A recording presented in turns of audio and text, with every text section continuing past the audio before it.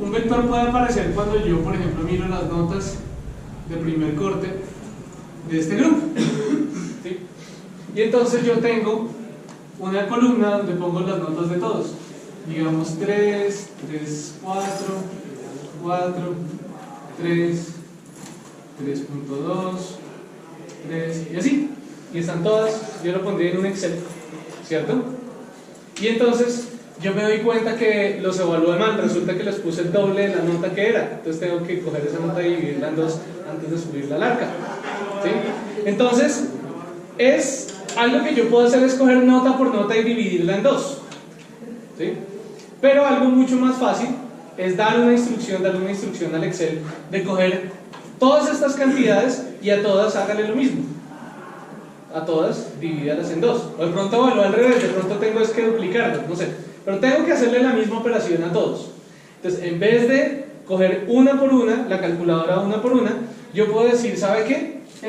Todas estas cantidades van a ser lo que yo llamo las notas, y a Excel le puedo dar, y puedo pensar en mi cabeza una operación que es coger todas las notas y, por ejemplo, dividirlas en dos, ¿sí? A todas las notas, y con esto, con esta idea ya se entiende que a todas las 32 notas, 35 notas tengo que dividirlas en dos sin escribirlas todas una por una. Entonces, aquí acabo precisamente de hacer una operación vectorial, es coger todas estas cantidades y pensarlas, ¿sabe qué? No, sí, cada nota es importante, pero en últimas puedo resumir todas estas cantidades en una sola cantidad, que es las notas, esa cantidad, las notas, y esa cantidad de notas las voy a dividir en dos, y esa es la operación que lo voy a hacer, es una operación matemática, y esa idea de hacer esto es una operación vectorial que me va a ahorrar tiempo, ¿sí? Entonces la idea es que los vectores me pueden a mí ahorrar tiempo, en vez de hacer las operaciones una por una,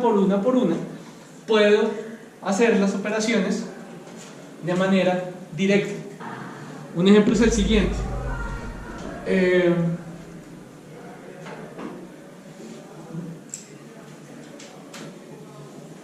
El clima muchas veces se puede analizar también de manera vectorial, ¿sí? En este momento va a sonar raro, o suena raro, pero espero poderlo explicar. Entonces el clima muchas veces se puede medir o se puede entender a través de diferentes variables climatológicas, ¿no? Por ejemplo, la temperatura, que es la más clásica. Por ejemplo, cuántas horas de sol hay al día, ¿sí? Por ejemplo, qué tanto llueve. Qué tanto llueve se mide por medio de una cantidad que se llama precipitación. No sé si la habían escuchado alguna vez.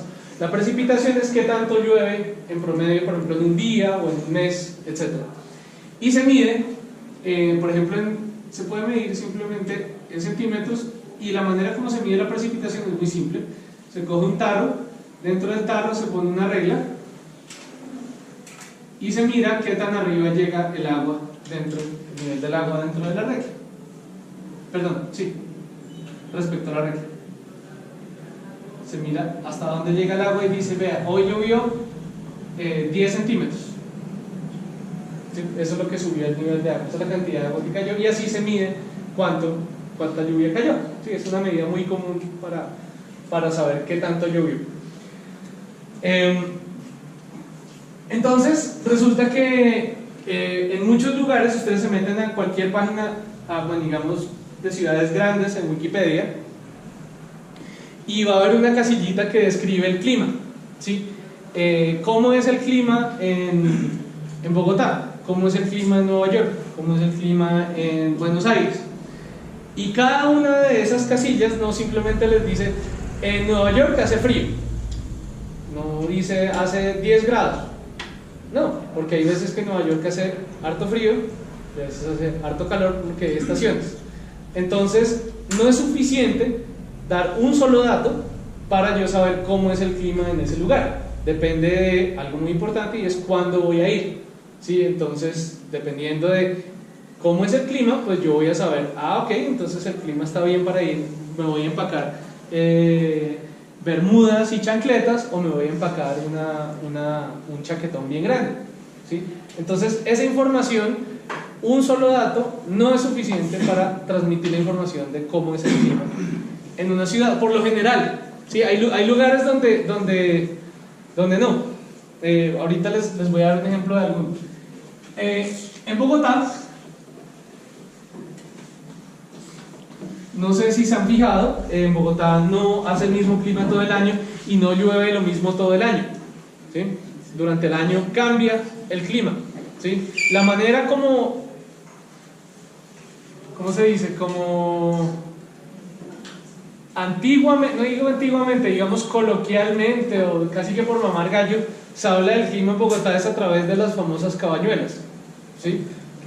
Dice que los 12 primeros días del año muestra cómo va a ser el resto del clima. Eso es obviamente carreta. El clima no, digamos, los patrones de clima de tiempos muy cortos no representan nada respecto a los tiempos más largos, ¿sí? No hay una correlación directa. Pero lo que sí es cierto es que hay una variación grande a través de los meses en el clima en Bogotá. Eso sí es verdad, ¿sí?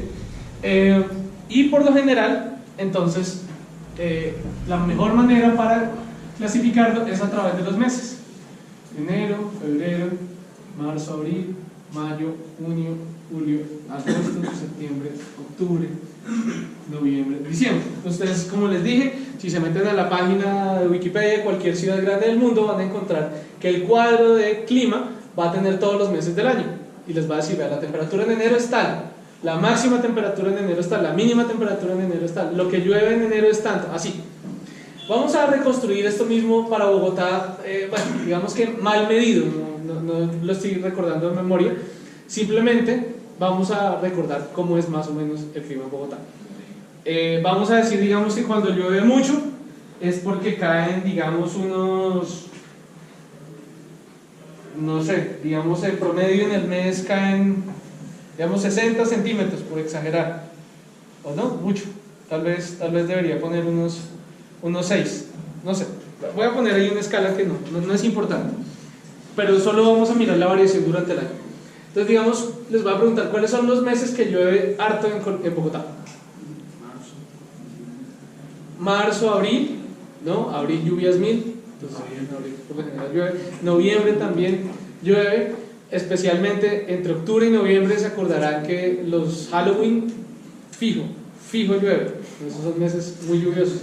Efectivamente sí, los máximos serían como abril y octubre, noviembre, por acá. Marzo, abril, octubre, noviembre. Entonces, digamos, vamos a poner aquí un número digamos 50, aquí 60, aquí también 60, 50. ¿Listo?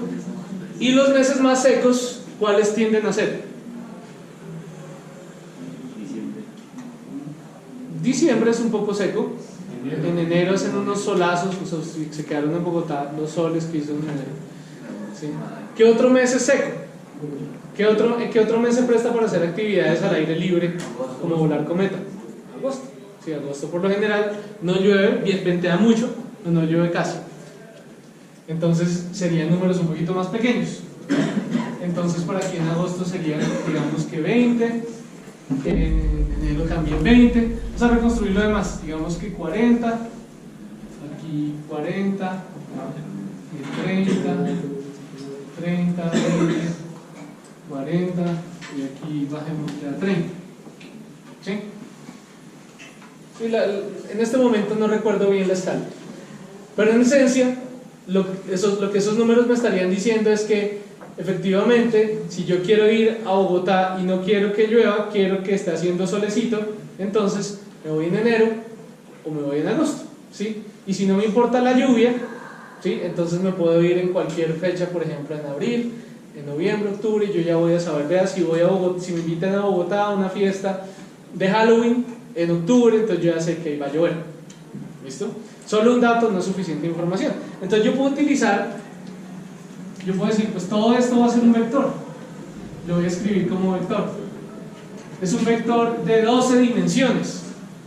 Sí, porque son 12 meses del año, entonces un vector de 12 dimensiones. Y ese vector, por ejemplo, lo puedo llamar así. Yo puedo poner este nombre.